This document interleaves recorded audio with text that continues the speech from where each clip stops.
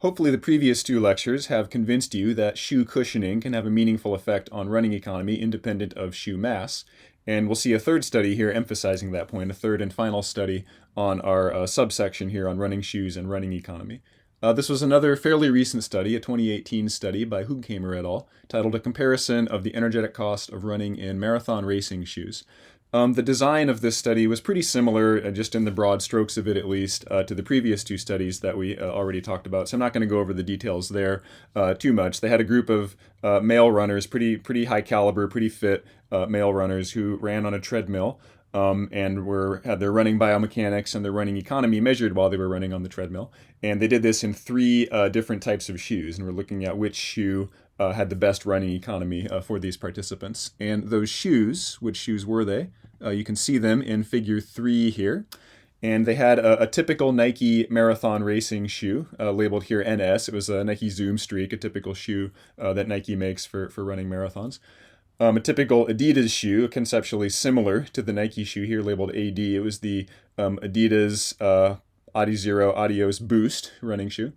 And then on the right here, a third shoe, the kind of new cool part of this study, was a prototype, an unreleased Nike shoe for running marathons.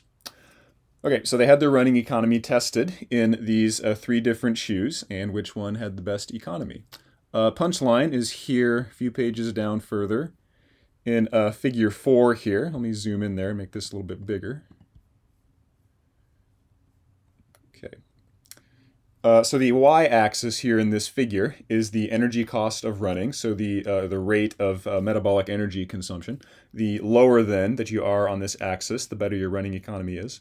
They tested the participants at 3 different speeds, 14 to 18 kilometers per hour. Each of those would be, at least for a normal person, would be a pretty fast marathon running speed, so pretty aggressive speeds here. And then tested them in the 3 different shoe conditions. The NS shoe, the typical Nike shoe, whose mean running economy is shown here in green. The Adidas marathon running shoe, whose mean is shown in purple. And the unreleased Nike prototype shoe, whose mean is shown here in orange. Now, for each one of these speeds, each of the 3 speeds, if you compare the green dot to the purple dot, which are the typical marathon racing shoes, no real major differences there in terms of running economy. They're more or less on the same level here with each other at all 3 of these speeds. But if you then throw the prototype shoe, the orange dot, into the mix here, especially at the fastest speed tested, the orange dot is considerably below both the green dot and the purple dot. And if you average the typical shoes together and compare them to the running economy of the prototype Nike shoe here, the prototype shoe on average had about 4% lower energy cost of running than the 2 other shoes combined, or about 4% improved running economy versus the other options here tested in the study for the prototype shoe. I don't remember if they had like individual subject level results here reported, like what fraction of the participants were most economical in the prototype shoe. But if you look at the gray lines here, which are the individual results for each of the 18 participants at each of the speeds, you don't really see any obvious like upward pointing lines heading to the orange dot here. So I don't think it's a stretch to say, especially at the faster speeds here, and certainly at the fastest speed, I don't think it's a stretch to say that nearly all of the participants and maybe literally all of the participants were most economical in the prototype shoe here. So it looks to be a shoe that can, at least on average, improve running economy by about 4%, which is a pretty impressive result if you think back to the previous 2 lectures where I was arguing that like a 1 to 2% improvement in energy cost of running is meaningful for performance. A 4% improvement is very meaningful for performance. That's a very impressive result for improving running economy with footwear or with any means. Okay, so what was this shoe, this prototype shoe, and what mechanistically about it allowed it or assisted it in this result here, this substantial improvement in running economy? Let's tackle that first question there. What is the shoe first, because that's the easier question to answer. So this was a prototype shoe at the time. Was it? Did they ever actually release it? Did it become a real product and move past the prototype phase? Seeing as how it worked so well, you would think they probably did release it, and Nike likes to make money, so they did indeed market this and release it. The prototype shoe that was tested here, and again you can see a picture. Let me zoom back out. Picture of the prototype shoe here on the right. It ended up being this shoe here. the Nike Zoom Vaporfly 4%. This was released a few years ago, and the title again is the Nike Zoom Vaporfly 4%. That was the name of the shoe that was released on the market. The 4% part of the name came from the data in this study, where it on average running in that shoe reduced the energy cost of running by 4%. Nike thought that was a pretty impressive result, and it is an impressive result, so they put it in the name of the shoe, which was kind of cool. They released an update to that shoe a little bit later on called the Zoom Vaporfly 4% Flyknit. This is the one that I have and that I've used a little bit. I don't think it's dramatically different in its design and structure than the original Vaporfly over here. You can see that the upper, the orange part, is a little bit different. It's a kind of a woven upper in the Flyknit version versus a more typical material for the upper in the original version here. So maybe it's a little bit lighter and breathes a little bit better perhaps in hot conditions, but not a whole lot of major changes in this update here. They then released another version called the Zoom Vaporfly Next Percent, and I haven't seen any data like in terms of scientific studies and publications on this particular shoe. But the story and the rumors that I've heard for this one is that it improves running economy on average by even more than the 4%, by like 5%, maybe even 6%. On average. And this one's been super popular. This is the one where if you see any like high-level marathon races in recent times, you see lots of pro runners wearing these shoes. There's a green one like you see here. There's also kind of a pinkish looking one that's been real popular. Large numbers of competitive marathon runners and elite marathon runners and just marathon runners in general are racing in these shoes because they appear to offer such a large and sudden improvement in running economy by racing in those shoes. And so these have been real popular. I think they're selling quite well. I'm sure Nike financially is doing real well with these shoes. They're very effective shoes. They've led to some conversations and some discussions and arguments on whether the shoes are fair, whether this shoe and shoes like this should be allowed in races or whether they should be banned. The IAAF has, in response to this, recently come out with some rules for shoes that are allowed for like world-class marathon racing and world record eligibility, where the shoe thickness can only be so thick and can only have certain materials inside of it. So the success of this shoe has really led to a lot of discussion and a lot of actual change in the rules of marathon running. It's kind of changed our perspective on what's feasible in terms of performance from equipment and running, from the type of shoes that you run in. So this is a pretty important and pretty exciting finding here in this paper that we're going over today. The latest iteration of this shoe is the Alpha Fly, the shoe that we looked at a couple lectures ago with Eliud Kipchoge in the shoe that he wore to do the sub 2 hour marathon event. That shoe at the time was also a prototype. It wasn't publicly available. I believe it is publicly available now, but I'm not 100% certain of that. And there's no data on that one either, but it's conceptually similar to these other shoes and presumably gives you a pretty good, at least on average, improvement in running economy. Okay, what is the shoe? Just covered that. Here it is. What is special about this shoe? There's three things that I want to emphasize that are different about this prototype shoe compared to a typical running shoe like these two models you see on the left, and why mechanistically these special features of this prototype shoe might help improve the economy of running. The three things that are unique about this prototype shoe, and I listed them here, are the material that the midsole is made out of. So go back to the original one here. The material here underneath the heel and along kind of the whole length of the bottom of the shoe there is made out of a material called Pebax. I forget what that stands for, but it's not a typical material that the midsole of running shoes are made out of. Your typical running shoe, which costs ballpark like $100 or so off the shelf, is going to have a midsole that's typically made out of EVA for its midsole material there. The midsole here in this shoe is made out of a different material called Pebax that has some very desirable material properties for the mechanics of running and the energetics of running that we'll talk about a little bit here. You can also see, and this might be easier if you look in the picture here of the actual shoes, disregarding for a minute what the midsole is made out of, you can also see that it's a very thick midsole. Your typical midsole on a running shoe might be like 2-ish centimeters, and I think that's about what the midsole thickness on these other two shoes are, the typical Nike marathon shoe on the left and the typical Adidas shoe in the middle, roughly 2 centimeters there of midsole material. And the prototype shoe here, the Nike prototype shoe that became the Vaporfly eventually, has a thicker midsole. It's made out of different stuff than your typical shoe, but there's also more stuff there in terms of thickness than a typical shoe. I think it's about 3 centimeters of material there compared to 1 to 2 centimeters in your typical running shoe. So not just different material there, but a lot of material there. Third piece about this shoe that's different than most running shoes is that it has a carbon fiber plate along the midsole. So inserted along here, approximately along this black line here. The black line there is not the carbon fiber plate, but that's approximately where the plate is, running along the length of the midsole here. And you can get a better picture of that if you look at, I believe, figure 1 here in the paper. What the whole kind of midsole arrangement, or whole midsole setup here for the shoe is a layer of the foam, the carbon fiber plate, then another layer of the foam, so kind of sandwiching that plate between the layers of foam, and then some rubber on the outside, largely for traction on the ground. Okay. So 3 elements here that are unique about these Nike Zoom Vaporfly shoes compared to a typical shoe.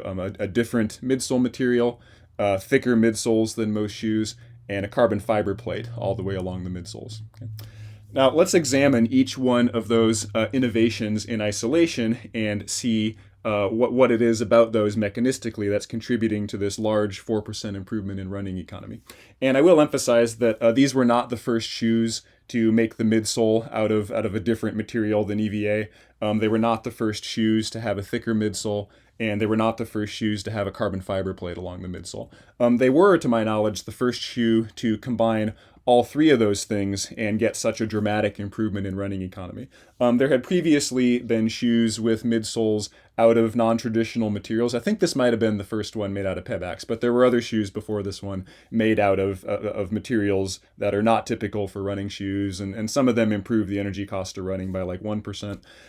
There were shoes prior to this, primarily Hoka's, if you're familiar with Hoka as a brand, that had unusually thick midsoles. I don't think there's any evidence that improved energy cost of running at all, but it wasn't the first shoe to have a thick midsole here. And it also wasn't the first shoe to have a carbon fiber plate. Adidas had a shoe in the early 2000s, I think, that had a carbon fiber plate along the midsole and improved the energy cost of running by like 1%. So about 1% here previously, not much here previously, and about 1% here previously, as separate innovations. This was the first shoe to successfully combine all 3 of these things and have such a large improvement in running economy. So beyond the 1% previously here and beyond the 1% previously here, getting these 3 things synergistically to work together and get a result that I guess you could say is where the whole is greater than the sum of the parts, and getting a very large, at least on average, 4% improvement in running economy there.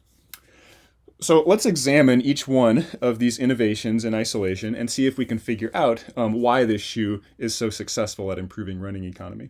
Let's pull up a video here to start with and look at what happens to our midsole when we are running, specifically in the early stance phase of running. So hopefully you guys can see my floor here, my carpet, which is going to be my running surface for today. And my shoe here. I couldn't find my Nike shoe, so I think I left it in my locker at work, so we'll have to deal with a New Balance shoe here instead. So each time you're running, each time you go through a gait cycle, when you start the stance phase, if you're a heel striker, your heel hits the ground. Okay. When it hits the ground, it generates a ground reaction force, roughly in this direction. Okay. So kind of perpendicular to the long axis of the midsole there. The rest of the foot then follows along the ground as you continue the stance phase there. And then you use your toes to push off the ground, and you lift your heel up off the ground. So you remove that ground reaction force by removing ground contact between the heel and between the ground. So the ground reaction force kind of starts on your heel, and then as you roll forward, travels along the length of your foot there and ends up on your toes as you push off the ground there into the swing phase. Okay, when I hit the ground there with my heel, again, that generates a ground reaction force, roughly in this direction, underneath my heel. And what happens when I apply that force to the midsole of my shoe there, to this material here on the shoe? Well, you can see here when I press on the midsole material here with my thumb, I pretty easily can deform it by quite a bit, right? It's pretty squishy material. I'm pretty easily able to press on it and deform it by maybe like, I don't know, half a centimeter or so, maybe 5 millimeters roughly. Those forces that I'm pressing on the midsole with my thumb there are much smaller than the forces that the midsole experiences during the impact phase of running that are at appreciable running speeds are going to be in excess of like twice your body weight, maybe even 3 times your body weight if you're going real fast. And so the amount of deformation of the midsole there is going to be pretty large in a typical running shoe. It's going to be on the ballpark of a centimeter, maybe 2 centimeters if it's a particularly soft material there. Okay? So the heel hits the ground reaction force gets applied to the heel, and that midsole material deforms. It squishes under that load from the ground reaction force. Okay? We then proceed through the stance phase. The ground reaction force moves up along the foot, moves away from that heel region, and in response, the heel deloads and returns back to its original position. Okay? Now, that's typically a good thing. That deloading of the heel is typically a good thing mechanically and energetically for performance in running. And why is that a good thing? Well, keep in mind the midsole here is kind of regardless of what it's made out of, is a spring-like material. Okay, you apply a force to it, it deforms, you remove that force, and it returns back. It springs back to its unloaded position fairly quickly. Okay, so it has spring-like mechanics to it. Now, energetically, why is that a good thing? Let me give you another demonstration here. Try and get the light out of the way there so it's not too shiny. Okay, I'm going to take a different type of spring here, a tension spring in the form of my rubber band there, and try and demonstrate here energetically what's happening when you deform and then unload the midsole during the stance phase of running. Okay? So I take my rubber band and I'm going to anchor it on my thumb here, my right thumb, and then I'm going to hold it here with my left hand. And then if I just hold it here at its unloaded length and let it go, doesn't do anything, right? It just falls under gravity. Nothing special or interesting happens. If I hold it on my right thumb or anchor it on my right thumb and then stretch it with the force from my left arm there and then let it go, what happens? It moves, right? If I do it without my thumb in the way there, stretch it and let it go, and it moves a long ways. It's shot out of my hand there. Okay? Energetically, what's happening there is I stretch it with my force from my left hand here, and that stretch is storing what's called elastic strain energy in the rubber band there. Okay? When I then remove the source of that strain energy, when I remove that force by letting go with my left hand here, that strain energy gets converted to energy of motion, to kinetic energy. Okay? Now, that's an example of a tension spring. I stretch it to put strain energy in it. I couldn't find an example laying around my house here of a compression spring, but picture a spring that instead of pulling it to store strain energy in it, you press on it, you compress it to store strain energy in it, and then you let it go and it springs out off the surface or off my hand here in my kind of contrived example. So again, kind of conceptually similar to the rubber band, converting strain energy to kinetic energy, to energy of motion. Okay.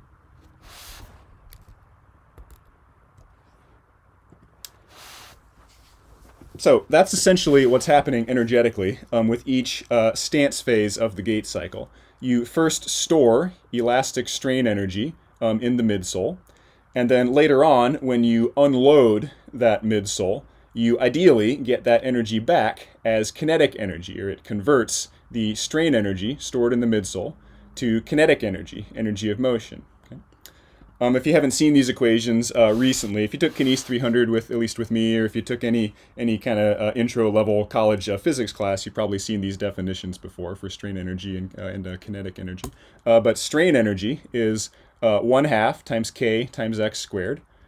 K here is the stiffness of the material, in this case the midsole, and x is the deformation of the midsole. So when I was pressing on the midsole with my thumb and deforming it by like 5 millimeters, x there would be 5 millimeters, the amount of deformation that's going on. Okay, so take the stiffness, take it times the square of the deformation, take it times 1/2, and that's your strain energy. Okay.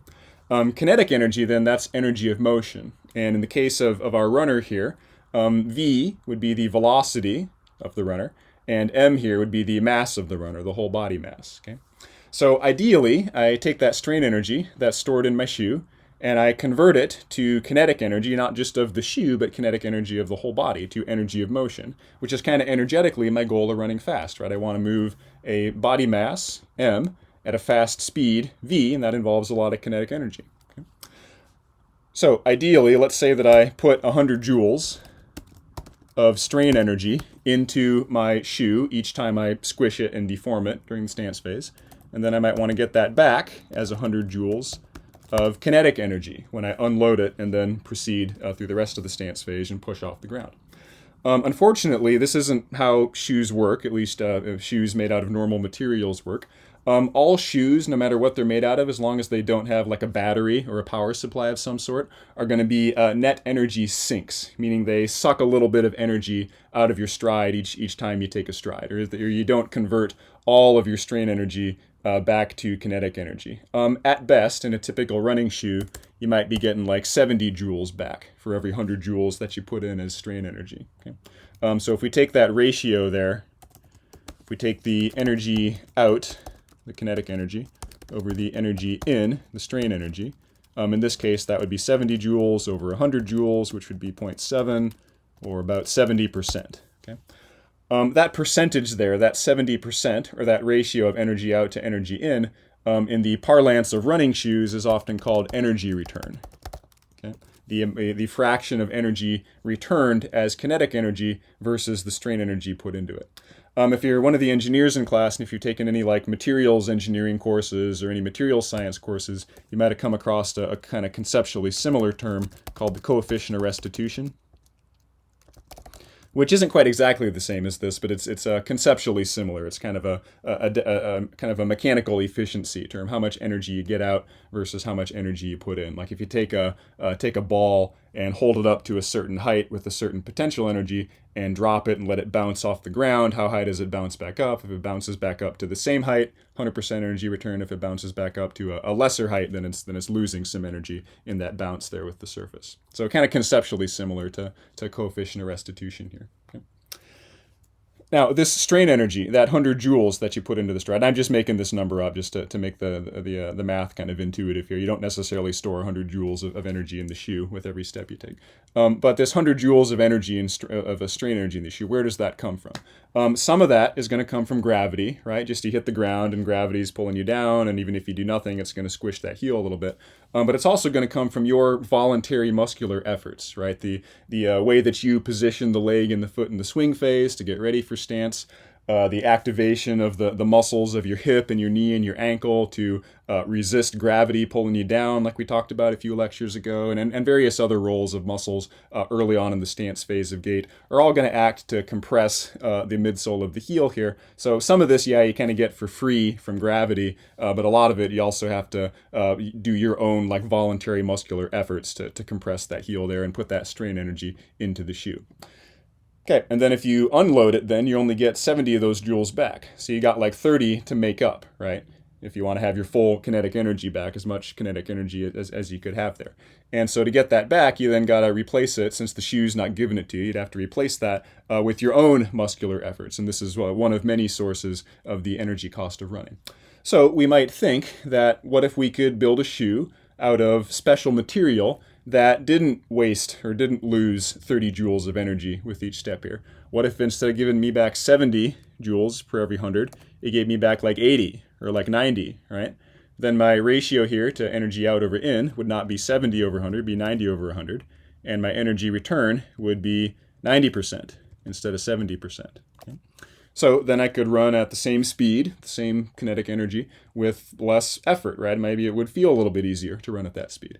Or maybe I could speed up a little bit and have my kind of max effort pace be faster for the same mechanical energy budget. Okay, maybe I have to spend a little bit less of my own muscular energy to run at a certain speed, or maybe my max speed that I can sustain over a certain distance is now a little bit faster. If I can have a shoe here with extra energy return, a shoe that doesn't lose as much mechanical energy with each step that I take and gives more back to me as kinetic energy. Seems to kind of intuitively make sense, right? So, is this indeed what's happening with this Pebax material that the Nike prototype shoe is made out of? That is indeed what's happening. It's in my maybe possibly biased opinion here, the most important feature of this particular shoe compared to regular shoes. The data for the energy return is seen here in figure 3, not in the pictures here, but in the diagrams at the bottom here. These are showing what's called work loops of shoes. You take a mass and you drop it on the shoe, and you measure how much force the mass is applying to the shoe versus the deformation of the shoe. It makes these kind of banana-shaped loops here. From this, you can compute an index of energy return of the shoe. How much energy are you getting back from a unit input of energy into it? That same definition that I gave in the Word document there. So for the typical Nike shoe, it had about 65% energy return. The typical Adidas shoe, which is made out of Adidas' own special version of unusual midsole material here, had quite a bit more energy return, almost 76%. And then the Nike prototype shoe here, made out of the Pebax, had 87% energy return. So dramatically more energy return than the typical Nike shoe, and even quite a bit more energy return than the special Adidas shoe. 87 here, I don't want to underemphasize this. This is a remarkable result for energy return in the heel of a shoe. I've never seen anything anywhere close to this in any other shoes. As far as I know, this is by far the highest amount of energy return that's ever been shown in a running shoe. This is a really, really impressive result here. And so I think this is a major reason why this shoe is so successful at the energy cost of running. The very high fraction, a very high percentage of energy return with each step when you're loading up that heel material. Okay, other sort of kind of conceptually related element is that the midsole is made out of this special stuff, this Pebax foam, but it's also a very thick midsole, right? It's about a centimeter or so thicker than the midsoles of the typical running shoes. And why is that beneficial? The thickness of the midsole here relates not so much to the energy return as like a percentage, but more so to the energy return in terms of like the sheer amount of energy, like the sheer joules of energy that you can get back as kinetic energy, which is also going to kind of intuitively be related to the energy cost of running and how much muscular effort you have to put in to each stride that you take. So why is a thicker midsole beneficial there?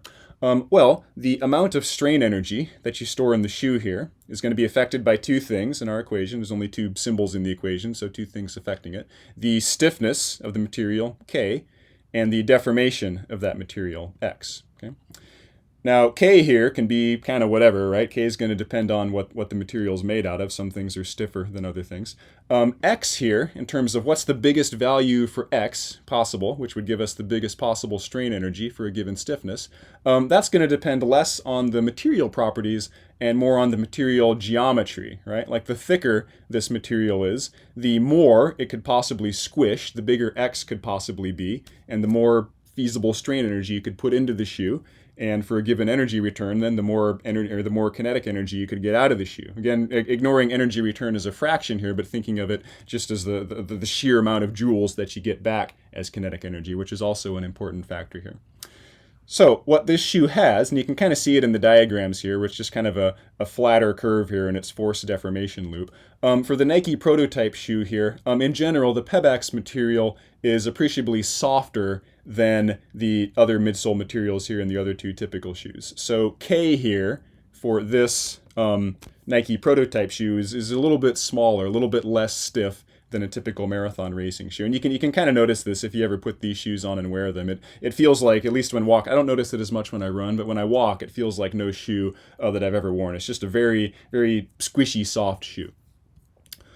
So K here is a little bit lower, but because K is a little bit lower, when you apply a given force to one of these midsoles, because the Nike prototype one is not as stiff, you're going to get more deformation for a given force because it's not as stiff, it's not resisting that force as much.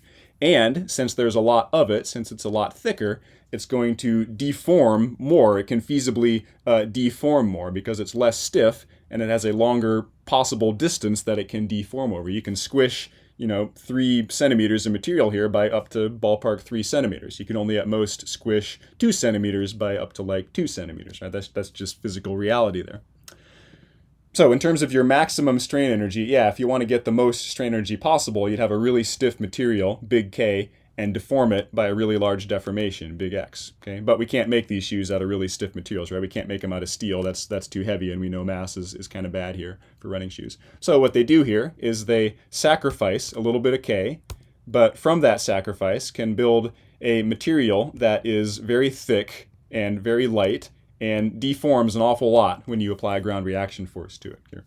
And in terms of maximizing strain energy, since X is squared in this equation and K is not squared, it's a good trade-off to give up a little bit of K and gain a lot of X. That's going to increase how much strain energy you can store in the shoe, and through that it's going to increase the sheer amount of kinetic energy you can get out of the shoe, regardless of what the energy return is. So thickness of the midsole, also an important factor here because of the relationship between stiffness and deformation and the strain energy that you can store in the shoe, allowing you to get more energy return, both as a fraction of energy return, which is more related to the material, but also as a sheer amount of energy that you get as kinetic energy out of the shoe, which is a little more related to the thickness of it. Okay, last cool element of this new prototype shoe here is the carbon fiber plate. This is probably the one you hear the most about, that this shoe has a carbon fiber plate in it. You don't seem to hear quite as much about these other two factors. This is certainly the element of it that's the most mysterious in terms of how it actually works and why it works. It's certainly the one that I'm speculating the most on in terms of why this is beneficial. What the carbon fiber plate looks like, again, is if we go back to figure 1 here, there's a sheet of foam in the midsole, and then there's another sheet of foam in the midsole, and sandwiched between those sheets is this carbon fiber plate. And then on the bottom is some rubber, largely for traction. The plate there, like I said, is made out of carbon fiber. And if you're at all into sports equipment, that's probably something you've heard of before. Carbon fiber has some really desirable properties for a lot of sports equipment. It's very common material for making, say, bikes, and very common material for making like assistive devices like knee braces and stuff like that. The reason is because carbon fiber is both very light and very strong. Okay? It's a material that has a lot of strength and a lot of stiffness for such a light material. So you can add it to something like a shoe here and not appreciably increase the mass of the shoe because it's so light, but can through the amount of carbon fiber that you're adding and the shape of the carbon fiber that you're adding appreciably affect kind of the deformation mechanics of the shoe here. Okay. Carbon fiber, like the Pebax foam here, they don't have a kind of a work loop here for the carbon fiber, but carbon fiber also has a very high rate of energy return. Like if you take that carbon fiber plate and bend it and then let it go, it's going to return a great deal of the strain energy that you stored in it by bending it as kinetic energy. I don't actually know what the energy return of that plate is, but I would wager it's probably at least this high, maybe even higher. Carbon fiber is a very mechanically energy efficient material a lot of the time. Now, why is that beneficial? Why might having this carbon fiber plate along the length of the shoe here be beneficial? Well, let's go back to my video and demonstrate one theory there on why that's helpful, although I don't necessarily think this is a strong theory. So let's take a look at my shoe again. What we talked about in terms of the heel material, the midsole material, was largely about the early stance phase. The carbon fiber plate might be more about the later stance phase, like the push-off phase, right? I hit the heel, or hit the ground with the heel. My foot then rolls forward, and then I start pushing off the ground. And typically when I do that, I bend the shoe at the middle of the midsole there, right, around like my toe joints, around the metatarsal heads. Okay. So now picture there being a carbon fiber plate along this shoe, and I'm going to bend it and deform it. And then when I unload it, maybe it kind of like snaps back, right? Maybe you bend it, and with that carbon fiber plate in there, maybe it snaps back and returns that energy as kinetic energy that kind of forcefully presses these toes into the ground and gives me a nice little kind of passive energy boost there to push me off the ground. Okay. That's plausible, and it's something that I kind of pseudo-scientifically examined in a video I took here with my own shoes. I couldn't find this actual video, but here's the Twitter version of it. And so this is me in the lab playing around with my fly knits.